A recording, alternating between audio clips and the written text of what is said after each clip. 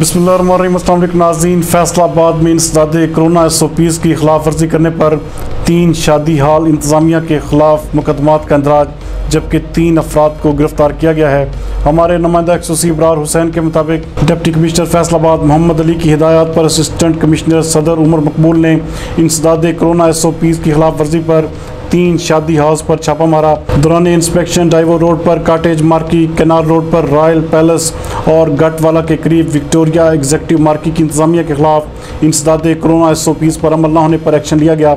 Assistant commissioner ने मजमूई तौर पर 10 मैरिज हॉल्स का अचानक दौरा करके शादी की तकरीबात में फेस मास्क के इस्तेमाल और समाजी फासला बरकरार रखने को चेक किया और खिलाफ वर्जी पर मौका पर ही कार्रवाई की। इस हवाले से बात करते हुए असिस्टेंट कमिश्नर सदर उमर मकबूल का कहना था कि शादी हाल्स की इंस्पेक्शंस का अमल जारी रहेगा और इंसदाद कोरोना SOPs पर अमल न करने वाले जेल जाएंगे।